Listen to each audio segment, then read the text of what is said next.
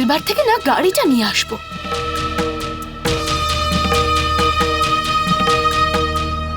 Auto! কাকা 1 minute দাঁড়ান তো। শিখা দিদি? দিদি হেয়ার কাট করে নিয়েছে, তার মানেও মিথ্যে কথা বলেছে যে ওর বন্ধুর মা মারা গেছেন।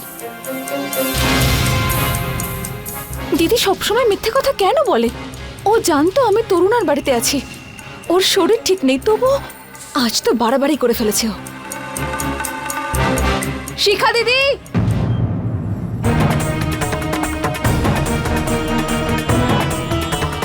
এই মরেছে রে, এ আবার এখানে কোত্থেকে এলো?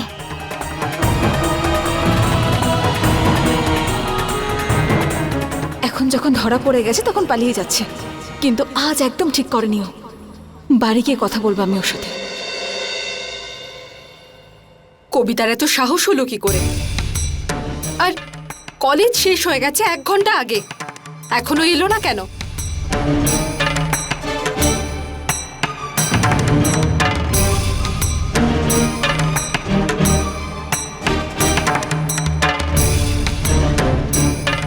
এসব কি হচ্ছে কবিতা? তোমার সাহস কি করে হলো যে বাইরের থেকে লোক ডেকে এনে ঘর পরিষ্কার করাবার? তুমি জানো জুতো পরে মন্দিরে উঠছিল ওরা। তুমি যদি ঘরবাড়ি পরিষ্কার করতে না পারো তাহলে আমাকে বলতে পারতে। বেঁচে আছি আমি এখনো, আর একাই এই গোটা সংসারটা সামলাতে পারি আমি। বলেছিলাম না আমি, সংসার আর পড়াশোনা দুটো একসাথে কোনোদিনও হয় না। মা, আমি ঠিক বুঝলাম না। তোমার কলেজ শেষ হয়েছে 1 ঘন্টা আগে, তোমার আসতে এত দেরি হলো কেন? মা, আসলে কলেজে হঠাৎ করে তরুণার শরীর খারাপ হয়ে পড়ে, সেজন্য ওকে বাড়ি নিয়ে যেতে হয়েছিল। ওর বাবা এখন নেই এখানে শহরে, সেজন্যই কাকিমাকে সাহায্য করার জন্য আমি ছিলাম। আমি তো শিখা দিদিকেও এই কথা বলেছিলাম, কিন্তু ও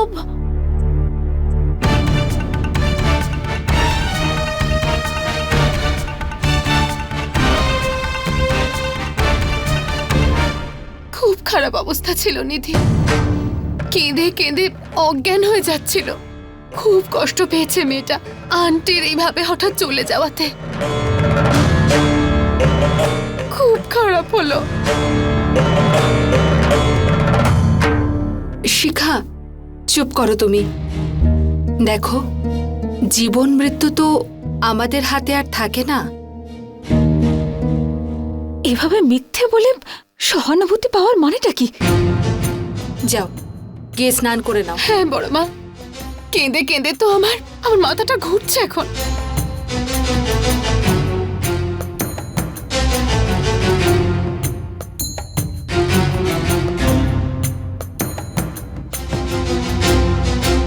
কোনো উত্তর নেই তো তোমার কাছে তাহলে? মা,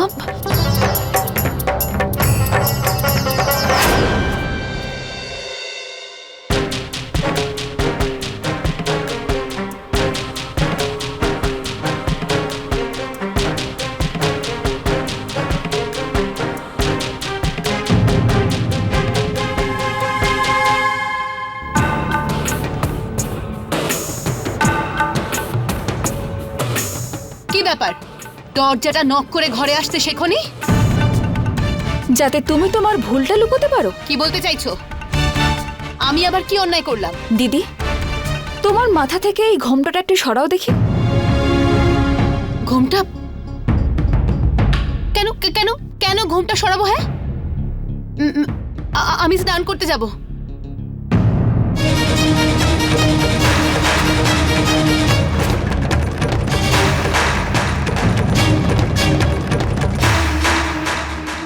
কি অসভ্যতামি হচ্ছে সব। ওদিকে আমার বন্ধু অসুস্থ, আমি তোমাকে রিকোয়েস্ট করেছিলাম যে প্লিজ বাড়ির কাজকর্মগুলো সামলে নাও, কিন্তু তুমি আমাকে মিথ্যে কথা বললে।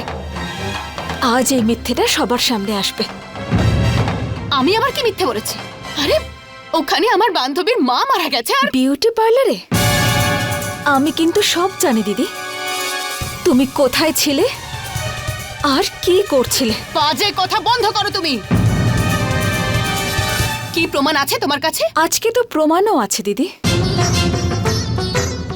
জানি না ওই ফটো আমি কেন নিয়েছিলাম তখন, কিন্তু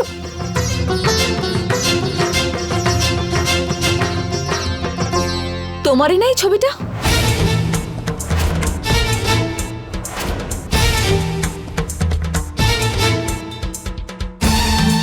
ও, তাহলে এখন থেকে তুমি ডাক্তারি ছেড়ে দিয়ে গোয়েন্দাগিরি করা শুরু করেছো?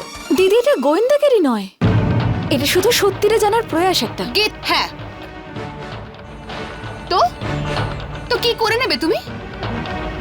আরে আমি কোনো অন্যায় করিনি, আর কাউকে ভয়ও পাই না আমি। যাও যাও, গিয়ে বলে দাও না বড় মাকে। আর তুমি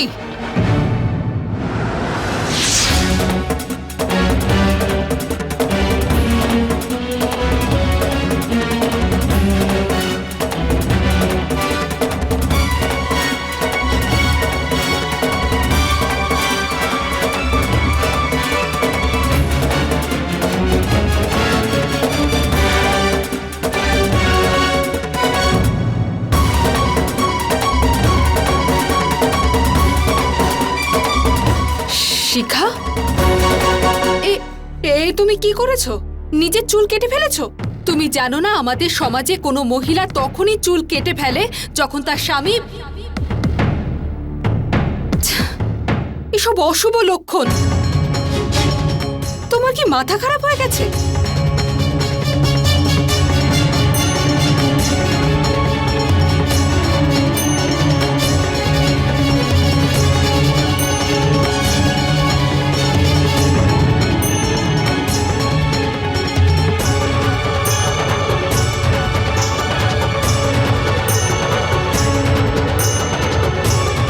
এসব বড় মা, সবসময় আপনি আমারই দোষ দেখতে পান, তাই না?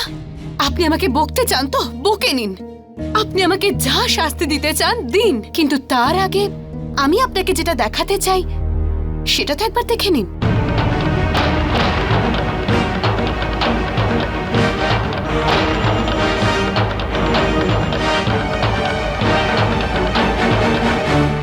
বড় মা, আমি কিন্তু এমন কিছু করিনি যেটা এই বাড়ির বাকি বৌমারা করেছে। কি আছে এতে? আপনি নিজেই দেখে নিন না। দুদিন আগে এই খামটা এই বাড়িতে কেউ রেখে গেছিল। আরে এটা তো আমার ভালো মানুষই, তাই এই ছবিগুলো আমি এখনো কাউকে দেখাইনি। কিন্তু ব্যাস ব্যাস, এসব আমি আর সহ্য করতে পারছি না। এই দেখুন,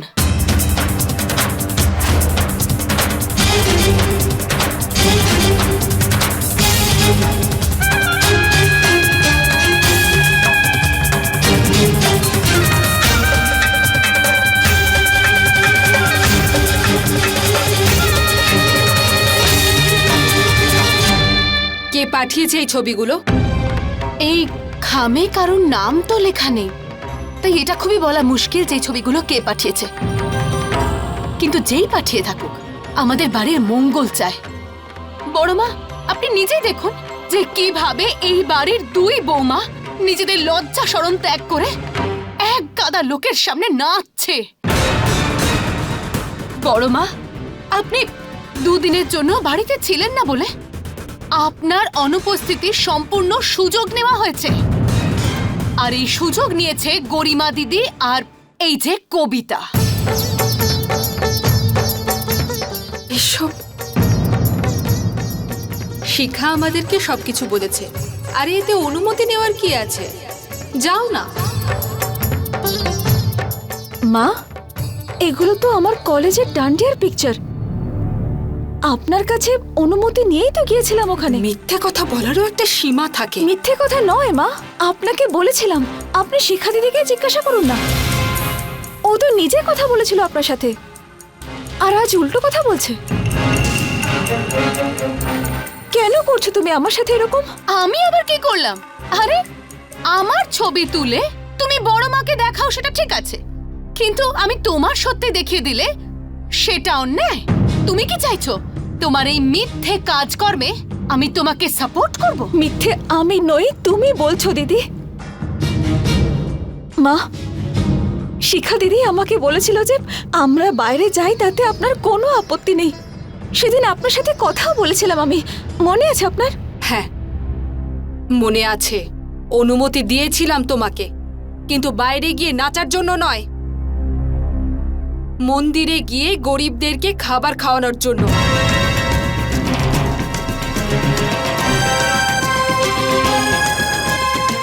তার মানে দিদি সেদিন মিথ্যে বলেছিল? অনেক হয়েছে কবিতা, অন্যায় করবে তুমি আর দোষ আমাকে দিচ্ছ। কোনো প্রমাণ আছে তোমার কাছে? বলো। প্রমাণ? কিসের প্রমাণ? আমি যখন কিছু করিনি তখন কেন দেব প্রমাণ? কেন করছো তুমি আমার সাথে এরকম?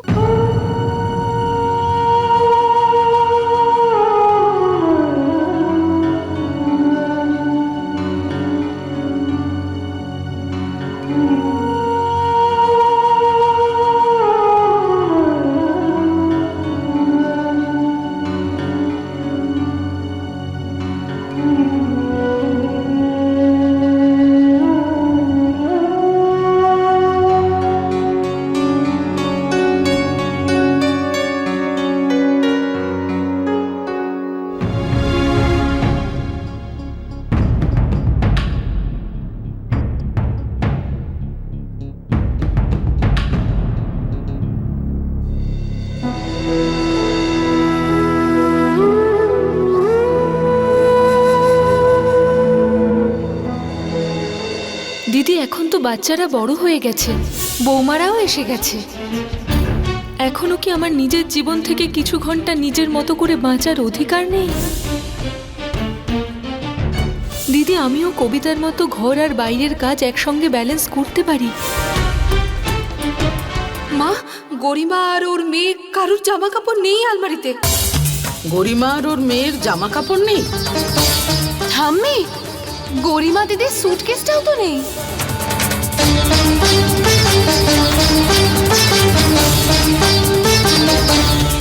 কিটি পার্টি ছিল তো, সবাইকে তাই বাড়িতে ডেকেছি।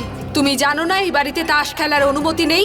এই বাড়িতে যে অধিকার কবিতার আছে সেই অধিকার আমারও আছে। আমরা দুজনেই এই বাড়ির বউ। তাহলে দুই বউয়ের মধ্যে পার্থক্য কি করে করতে পারেন আপনি? কবিতা চাইলেই নিজের ইচ্ছে মতো কাজ করতে পারে, কিন্তু আমি পারি না। যদি এই বাড়িতে 3 জন বৌমা থাকে তাহলে 3 জনের জন্য নিয়ম একরকম হওয়া উচিত।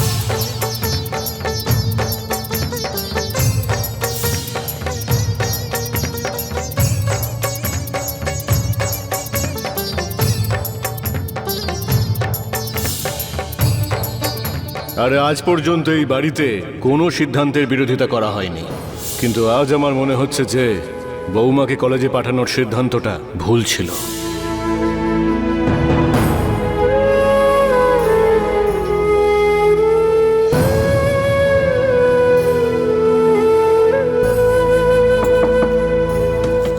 মা, প্লিজ মা, আপনি দরজাটা খুলুন।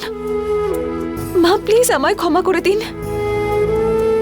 দয়া করে খুলুন দরজাটা।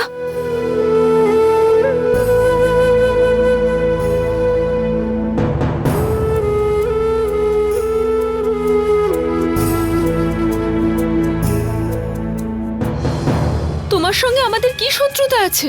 আরে গরিমা এত মন খারাপ করে বসেছিল, তাই আমি আর কবিতা ওকে নিয়ে ডান্ডিয়া খেলতে গেছিলাম।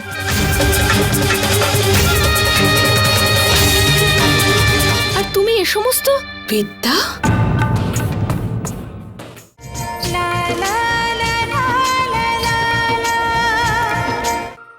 শিখা, জবাব দাও। আমি তোমাকে জিজ্ঞেস করছি, এই ফটোগুলো কোত্থেকে পেলে তুমি? কেউ কলেজ থেকে পাঠিয়েছে হয়তো। আমি তো এখানে বাড়িতেই পেয়েছি। মিথ্যে কথা বলছো তুমি। ওখানে কোনো ফটোগ্রাফার ছিল না। আমি ওখানে কিছু মেয়েদের বলতে শুনেছি, কলেজের এত বড় ফাংশনে কোনো ফটোগ্রাফার নেই।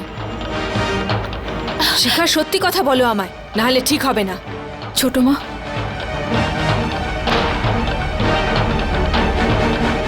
এইদিকে দেখুন ছোট মা, এই খামের ওপর কিন্তু কোনো অ্যাড্রেস লেখা নেই। যদি এই খামটা কোরিয়ার করা হতো তাহলে এখানে নিশ্চয়ই আমাদের বাড়ির ঠিকানা লেখা হতো। উত্তর দাও শিখা। মা, আমি এটা কখন বললাম যে এই ফটোগ্রাফসগুলো কুরিয়ারে এসেছে? কেউ হয়তো বাড়িতে রেখে চলে গেছে। শিখা, আমি আজ পর্যন্ত তোমার সমস্ত ভুল লুকিয়ে এসেছি এই আশা নিয়ে যে তুমি ধীরে ধীরে শুধরে যাবে, কিন্তু তুমি তো। ছোট মা, ক্ষমা করবেন, আমার বড়দের মাঝে কথা বলা তো উচিত নয়, কিন্তু আজ যদি আমরা ওর মিথ্যেটাকে চাপা দেওয়ার চেষ্টা করি তাহলে আমাদের পরিবারে খুব বড় ভুল বোঝাবুঝির সৃষ্টি হবে। দিদি মাকে এটা বলেছে যে যে আমরা ওই দিন গরিবদের খাবার দেওয়ার জন্য মন্দিরে যাচ্ছি। ছোট মা, যেখানে আমি ওকে পরিষ্কার বলেছিলাম যে আমরা গরিমা দিদিকে নিয়ে ডান্ডিয়া খেলতে যাব, মা এটাই ভুল বুঝে আমাদের যাওয়ার পারমিশন দিয়েছিলেন। আর ক্ষমা করবেন ছোট মা, কিন্তু আমার মনে হয় যে এই ছবিগুলো দিদি তুলেছে। দিদি এরকম কেন করেছে সেটা আপনি নিজেই জিজ্ঞাসা করে নিন। শিখা, এরকম করেছো তুমি? তোমার সঙ্গে আমাদের কি শত্রুতা আছে? আরে গরিমা এত মন খারাপ করে বসেছিল, তাই আমি আর কবিতা ওকে নিয়ে ডান্ডিয়া খেলতে গেছিলাম।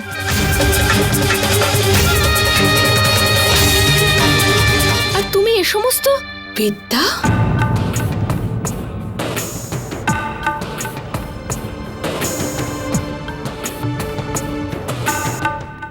আমি তোমাকে এতদিন আমার মতোই ভেবেছিলাম। আরে ওরা না হয় ভুল করেছে, তুমিও? দিদি, আমরা তো ব্যাস বিদ্যা, ব্যাস। অজুহাত দিলেই অপরাধ কখনো কমে যায় না। না দিদি, এমনটা নয়। আমি তো শুধু কিচ্ছু শুনতে চাই না আমি আর। যা শোনার ছিল শুনে নিয়েছি আমি।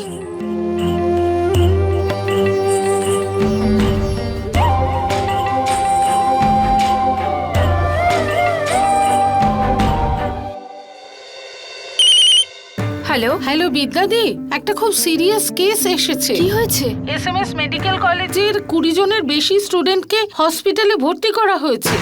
হয়তো ফুড পয়জনিং এর জন্য ওদের এই অবস্থা হয়েছে। আপনি প্লিজ তাড়াতাড়ি আসুন। হে ভগবান! ছোট মা, কি হয়েছে? আপনি এরকম টেনশন করছেন কেন? কবিতা, তোমাদের কলেজের 20 জন স্টুডেন্ট খারাপ খাবার খাওয়ার কারণে অসুস্থ হয়ে পড়েছে আর ওদেরকে হসপিটালে অ্যাডমিট করতে হয়েছে। ছোট মা, আমাকে গুড্ডু দাদা আগে বলেছিল, কিন্তু 20 জন অসুস্থ হয়েছে। ওদিকে তরুণ আরও ক্যান্টিনে খাবার জন্য ফুড পয়জনিং হয়ে গেছে। এইসব কি হচ্ছে? আমাকে তো মহিলা মণ্ডলীর সদস্যরাও ফোন করেছে, ওরাও আমাকে ডাকছে। আমি তো বুঝতেই পারছি না যে আমি কি করব। একে তো দিদি রাগ করে চলে গেছে, তার উপর যদি আমি বাইরে চলে যাই দিদির আরো খারাপ লাগবে। কেমন দ্বিধায় পড়লাম আমি। ছোট মা, আমি জানি যে মায়ের একটু খারাপ লাগতে পারে, কিন্তু উনি যখন জানতে পারবেন যে আপনি একটা সৎ উদ্দেশ্য নিয়ে বাইরে গেছেন, তাহলে হ্যাঁ কবিতা, তুমি ঠিকই বলছো। আমার মনও এটাই বলছে যে আমার যাওয়া উচিত। কবিতা, আমি তাড়াতাড়ি ফিরে আসব, ঠিক আছে? ঠিক আছে।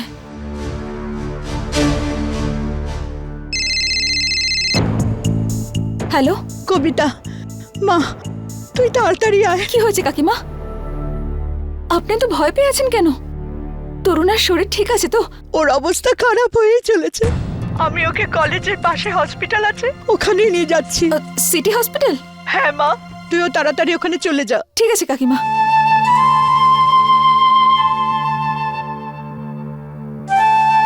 আমি মাকে তরুণার শরীর খারাপের ব্যাপারটা বলে দেব। আশা করছি মা বুঝতে পারবেন। খাবারে যদি কোনো গন্ডগোল থাকেও তাহলে তার জন্য দায়ী কলেজ নয়, ক্যান্টিন কন্ট্রাক্টররা। এই কলেজের ক্যান্টিনের কন্ট্রাক্ট তো জয় আর আদর্শ দাদার কাছে আছে।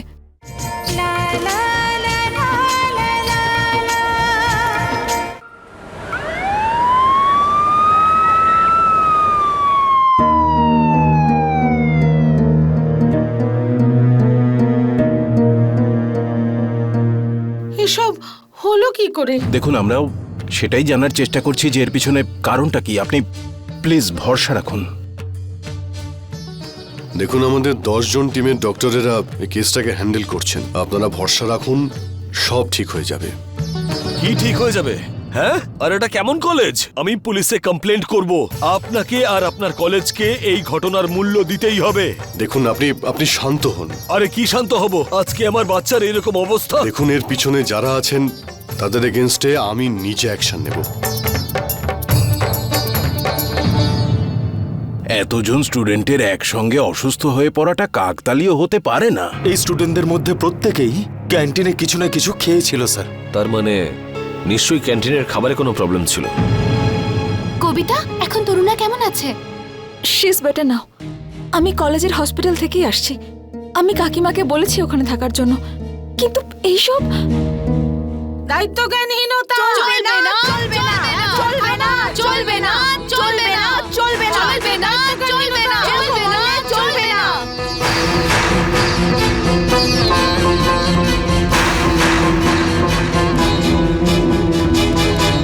আপনাদের কলেজের প্রচুর স্টুডেন্ট অসুস্থ হচ্ছে। কলেজের খাবারের জন্যই এই সমস্ত সমস্যা হচ্ছে। আমাদের মনে হচ্ছে যে আপনাদের কলেজের ফুড সাপ্লাই ঠিক নেই। দেখুন, এনকোয়ারি চলছে, খুব তাড়াতাড়ি জানতে পারা যাবে কি হয়েছিল। আমরা ফুড স্যাম্পল ল্যাবে পাঠিয়েছি টেস্টের জন্য। Don't worry ma'am. এটা কলেজের ক্যান্টিনের খারাপ খাবারের পরিণাম। যার ভুল তাকে শাস্তি দিন। হ্যাঁ, শাস্তি চাই। দেখুন ম্যাডাম, কলেজ নিজেরা গিয়ে কাউকে খাবার সার্ভ করে না। কলেজের ক্যান্টিন কন্ট্রাক্টে দেওয়া হয়েছে, সেখান থেকে হস্টেলেও খাবার যায়। তাই খাবারে যদি কোনো গন্ডগোল থেকেও থাকে তাহলে তার জন্য দায়ী কলেজ নয়, দায়ী ক্যান্টিন কন্ট্রাক্টররা। এই কলেজের ক্যান্টিনের কন্ট্রাক্ট তো জয় আর আদর্শ দাদার কাছে আছে।